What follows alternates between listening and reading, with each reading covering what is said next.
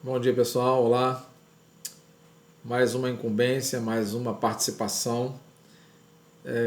Continuando aí sobre as parábolas do nosso Senhor Jesus. Eu escolhi duas delas para que pudéssemos examinar um pouquinho. Baseado então em Lucas capítulo 6, ali nos versos 47 em diante, Jesus nos fala sobre a parábola dos dois alicerces. Esse conteúdo ele se encontra a partir do verso 17 do capítulo 6, quando Jesus estava num lugar plano, diz o texto, e com um grande número de discípulos, que não eram somente os 12, e ainda uma grande multidão. Esse conteúdo aqui de Lucas, ele não é exatamente o mesmo lá de Mateus, do conhecido Sermão do Monte, ou da Montanha, Mateus capítulo 5 até o capítulo 7. Ele tem alguns paralelos, mas não é exatamente o mesmo, ou o mesmo evento, né? Então, diz o texto que Jesus aqui nos mostra um caminho, ou melhor, nos mostra quem é semelhante àquele que vem a mim, ouve as minhas palavras e as pratica. Então, Jesus vai exemplificar agora, como já nos foi introduzido, né, pelo pastor Lindoval, ele vai nos exemplificar o seu ensinamento, utilizando-se de fatos comuns, fatos corriqueiros, bem conhecidos, largamente conhecidos, dos moradores e do povo daquela época. Então, Jesus faz essa comparação. Então, ele dá ênfase primeiramente no verso 48 sobre aquele que edifica sobre a rocha. É semelhante ao homem que, edificando uma casa, cavou, abriu uma vala profunda. Edificando ou edificou, né? Esse verbo tem um sentido no texto original, no grego, de um particípio presente. Expressa uma ação continuada ou repetida. Então ele edifica, ele constrói uma casa. E aqui nessa primeira parte, Jesus destaca alguém que é sábio, aquele que é sábio. A nossa vida cristã é uma edificação, é uma construção também. Ora, nós construímos com sabedoria, ora, às vezes nós não utilizamos de tanta sabedoria, infelizmente. Mas antes da edificação, do levantamento da construção propriamente dita, Jesus começa a dar ênfase no alicerce desta casa, ou desta edificação. A ênfase de Jesus está em cavar uma vala profunda, e colocar os alicerces sobre a rocha, diz ali no verso 48, capítulo 6 de Lucas. Então, o que nós notamos aqui não é o edifício propriamente dito nesse texto. Nós percebemos aqui a ênfase na construção do alicerce, que faz parte da edificação, com certeza. E a ênfase do nosso Senhor Jesus é esta, é abrir, cavar uma vala profunda e pôr alicerces sobre a rocha. E aqui nós já podemos ir pensando sobre este alicerce, este aprofundamento espiritual, esta profundidade na palavra. Examinar o texto, refletir, meditar, reler, examinar textos paralelos. Estamos assim cavando mais profundamente no sentido espiritual para a compreensão da palavra e não apenas uma leitura rápida, rasa e sem refletirmos conforme o Senhor nos manda que façamos, uma reflexão mais comedida, mais profunda. Então Jesus, ao final do verso 48, ele diz: pois havia sido bem construída, porque veio a enchente, veio torrente, bateu com ímpeto contra aquela casa e não a pôde abalar. Não a pôde abalar. Desta forma, a nossa vida espiritual também, quando nós alicerçamos muito bem sobre a rocha. Agora, o que nós podemos pensar sobre esta rocha? Eu posso já adiantar o seguinte, que a própria rocha estava ali, que é o nosso Senhor Jesus. Ele é a rocha. Lá em 1 Coríntios, no capítulo 3, um texto também bem conhecido, nos fala que o que alguém constrói sobre o alicerce, sobre o fundamento, e o verso 11 identifica quem era este fundamento, ou quem é este fundamento. Que diz ali: ninguém pode lançar outro alicerce ou fundamento além do que já está posto, o qual é Jesus Cristo. Então, meus queridos, o alicerce que Jesus está se referindo aqui, para que uma casa suporte as tempestades, suporte tornados, suporte furacões, o alicerce é o próprio Senhor Jesus. Ele é a rocha. É claro que a identificação do alicerce, da rocha, que é Jesus Cristo, ela propõe uma continuidade na construção desse edifício. Porém, não vamos falar sobre isso aqui, porque a parábola ela é muito objetiva e muito curta.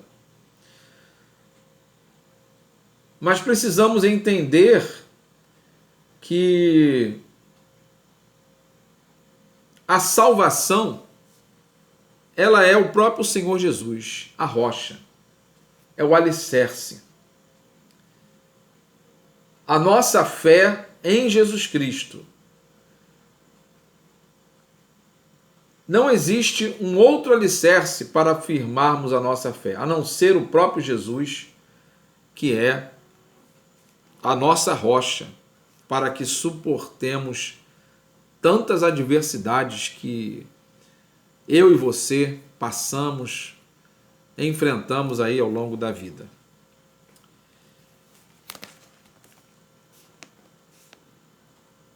Se a pessoa ela não constrói sobre um alicerce forte sobre a rocha, o verso seguinte, o verso 49, nos diz que essa pessoa ela vai ter a sua construção destruída, vai cair, vai desmoronar. A pessoa pode até erguer sobre a terra, conforme nos diz no verso 49, um homem que construiu uma casa sobre a terra, não cavou nada, não preparou, não fez alicerce nenhum, ele até pode construir alguma coisa com uma aparência bela, com uma aparência sofisticada, atraente, mas essa construção ela está suscetível, totalmente suscetível a ruir na primeira tempestade, na primeira correnteza de um rio, né, como era muito comum naquela época, né, e até hoje, né, rios na Palestina,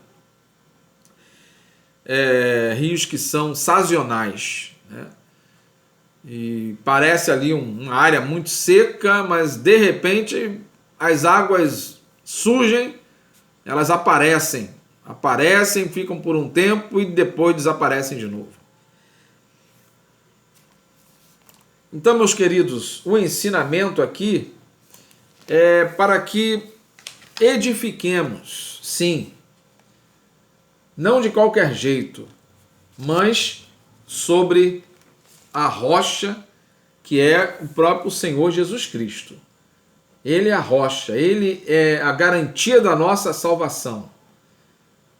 Diz lá o profeta Isaías, no capítulo 44, verso 8: porventura há outro Deus fora de mim?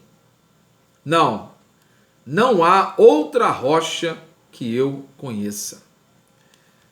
Então a única rocha que pode nos dar segurança, que pode estabilizar a vida do ser humano, a única rocha é Jesus Cristo.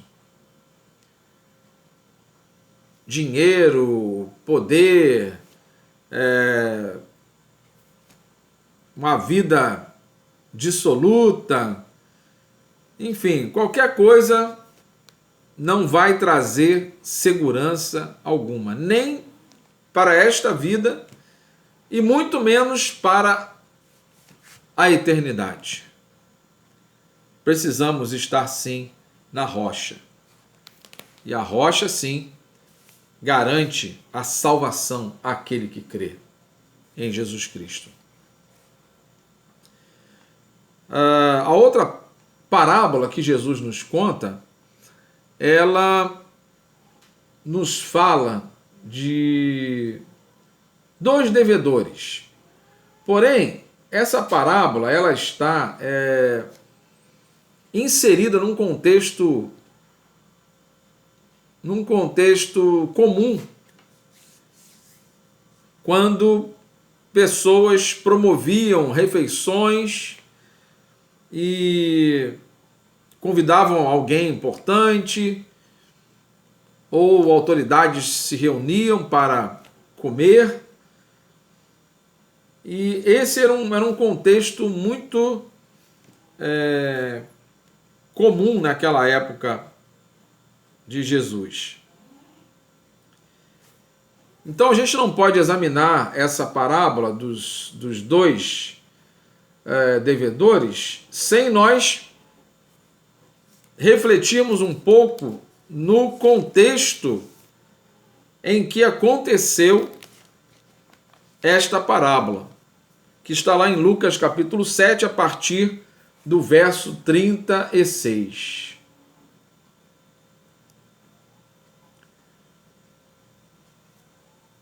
O Evangelho de Lucas também nos fala de outras duas ocasiões, quando Jesus fez refeição com os fariseus, o que vai nos tratar aqui esse final do capítulo 7 de Lucas, a partir do verso 36.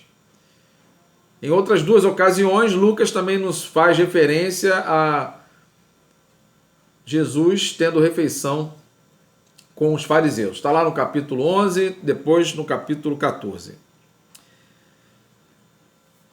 No capítulo 7 em questão, quando nos trata aqui da parábola dos dois devedores, outros evangelhos também citam uma mulher ungindo os pés de Jesus. Em João, Evangelho capítulo 12, a mulher é até chamada de Maria de Betânia. Mateus e Marcos também citam, né? Mateus no capítulo 26 e Marcos no capítulo 14.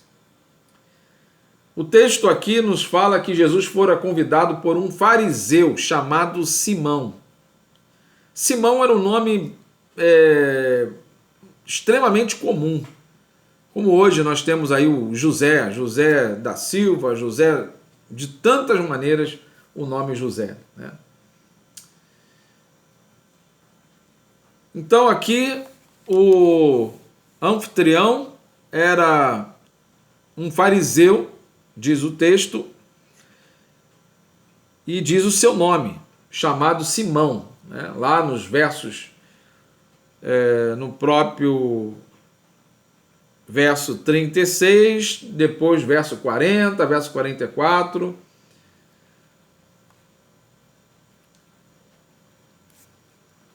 Essa parábola ela é bem curtinha, porque ela é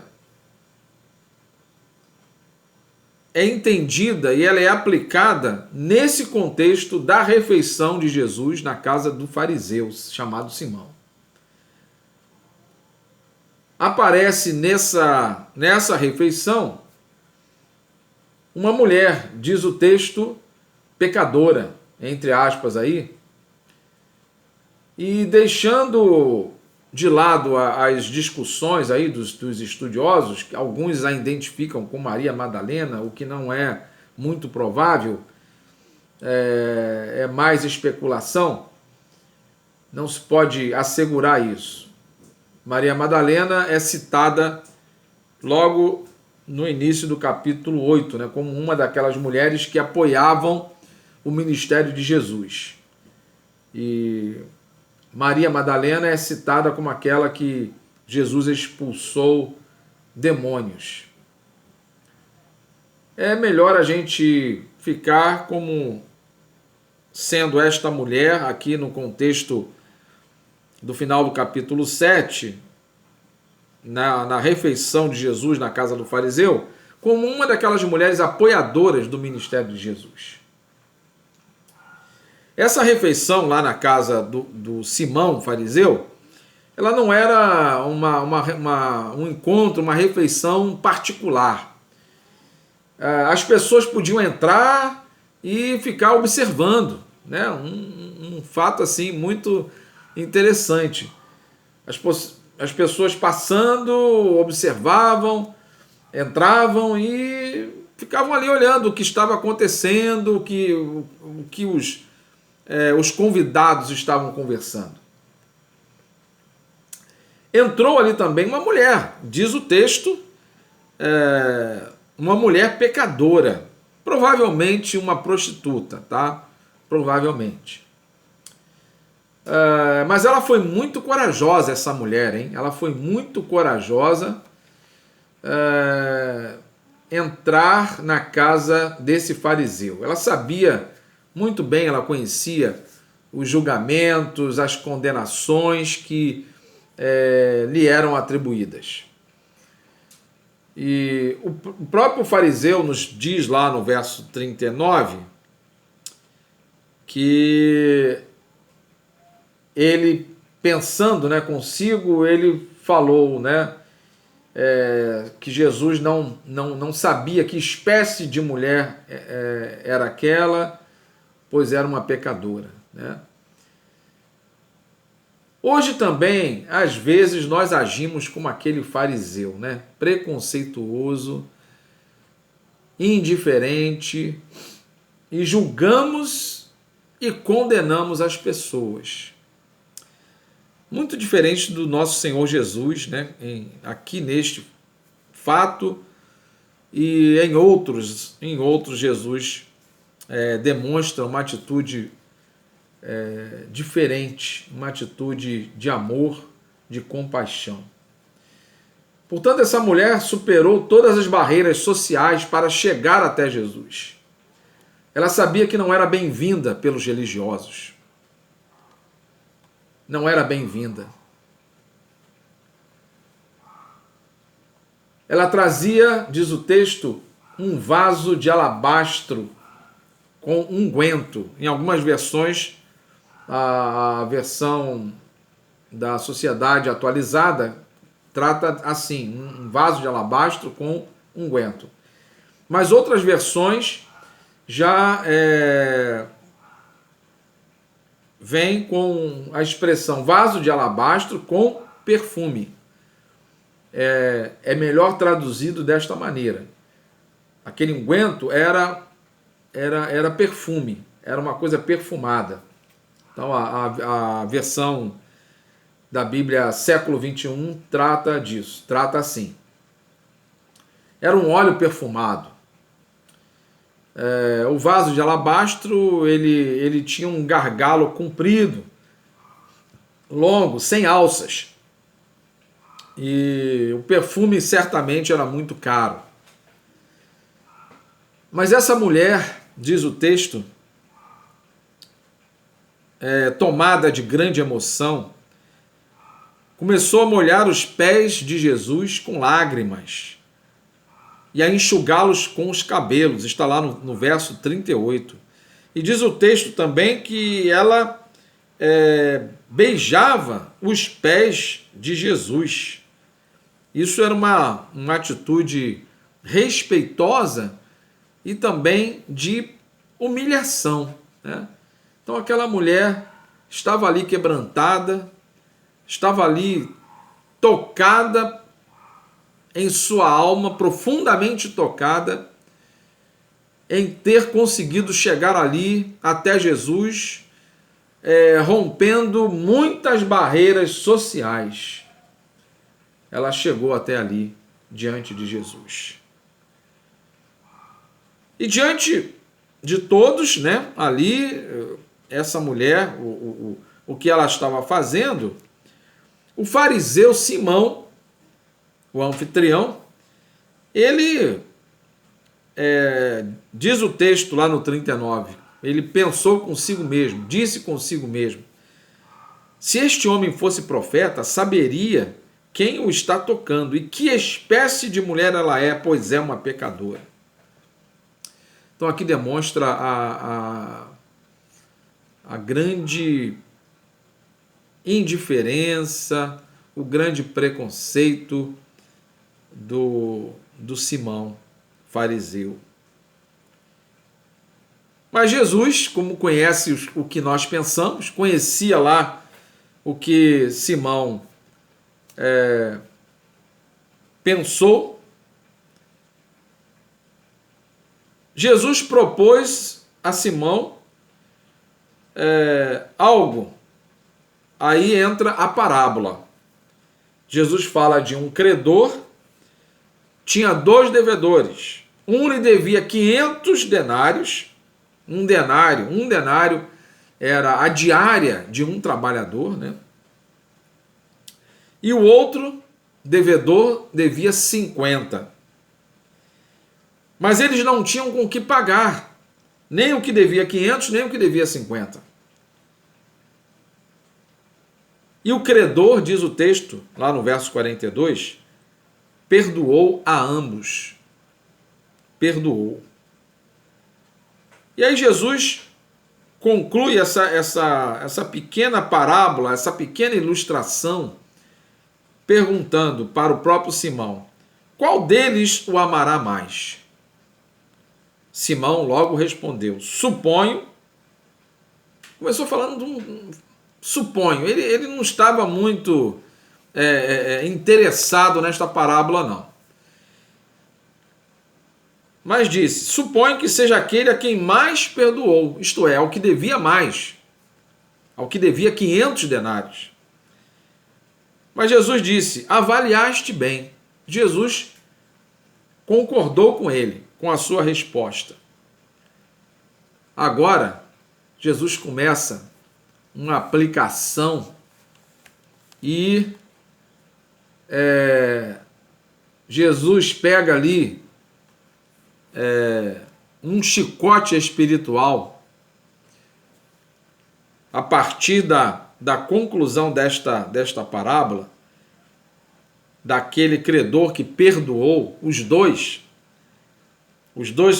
seus dois devedores, e ele se volta para a mulher e diz a Simão: vês esta mulher? Você vê essa mulher? É claro que Simão, ele não via aquela mulher como Jesus a via.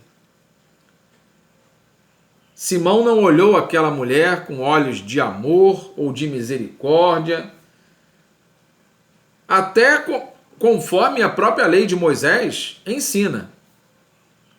Mas ele ignorou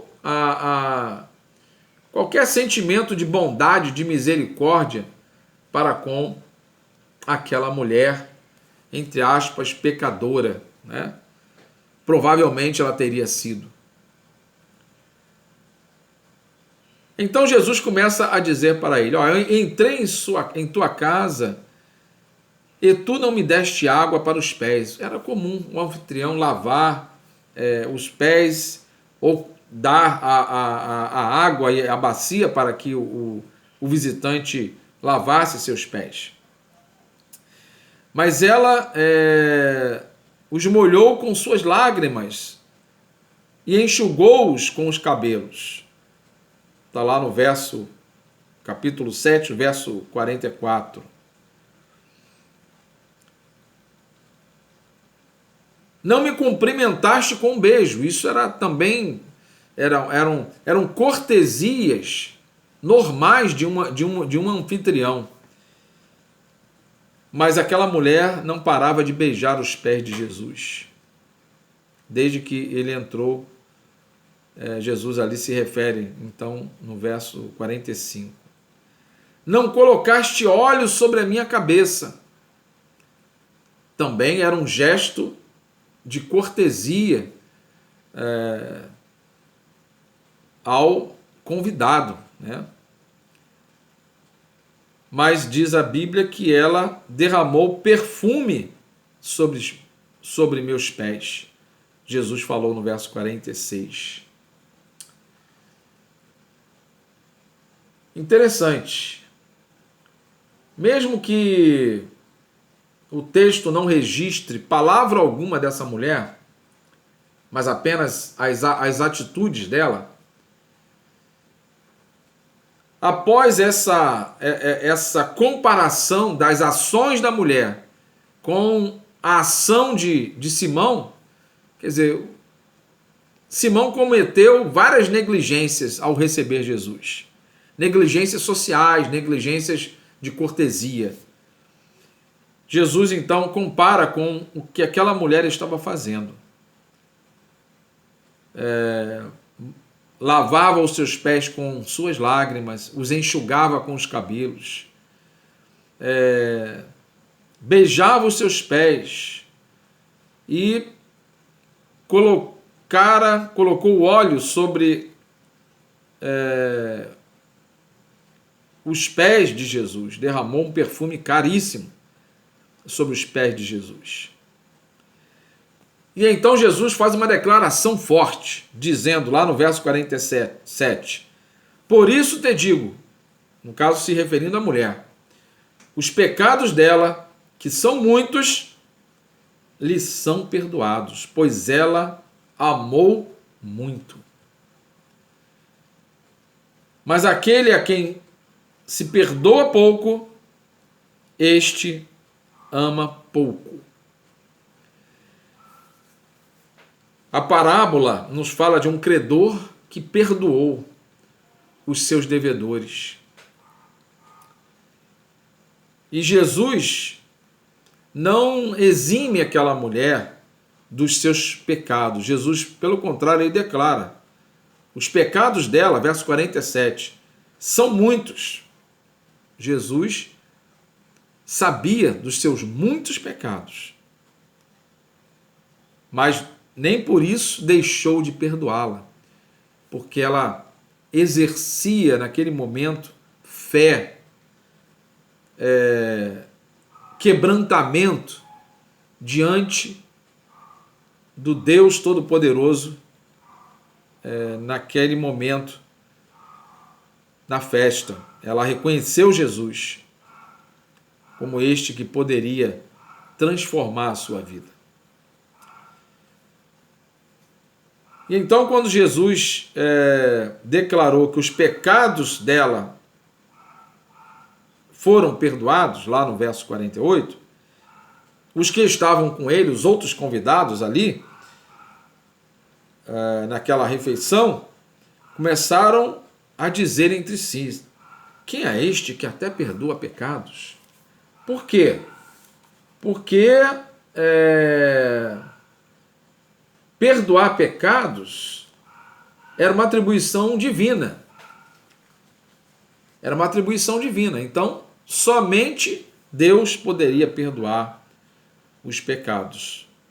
Mas estava ali o Deus que se fez carne, que se fez homem e habitou entre nós, cheio de graça e de verdade. Apesar das inquietações dos religiosos, Jesus dá o perdão dos pecados para aquela mulher e, ao final, Jesus confirma e reforça ainda mais a sua palavra no verso 50, quando diz: Jesus, porém, disse à mulher: a tua fé te salvou, vai em paz. Vai em paz. Aqui essa expressão no grego significa vai para dentro da paz. Não apenas um vai em paz, mas vai para dentro da paz, a paz do Senhor. Experimenta viver agora dentro desta paz, a paz de Deus na sua vida.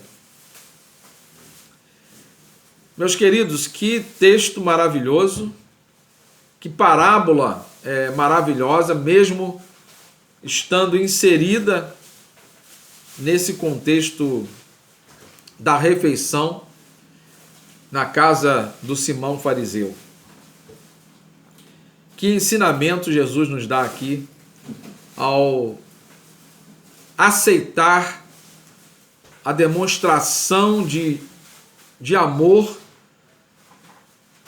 de quebrantamento de uma mulher pecadora aos olhos dos religiosos ali, a partir do fariseu Simão e outros convidados também. Jesus não a recusou, não a condenou, mas apenas reconheceu os seus muitos pecados e, mediante o seu arrependimento, o seu quebrantamento, deu àquela mulher o perdão dos seus pecados. E, na sequência, a salvação àquela mulher, quando disse a ela: a tua fé te salvou. Vai em paz, ou vai para dentro da paz. Que o Senhor continue nos ensinando aqui, através desse texto, e nos abençoe como irmãos e cada vez mais possamos aprender desta palavra tão maravilhosa. Deus abençoe a cada um de nós, Deus abençoe você.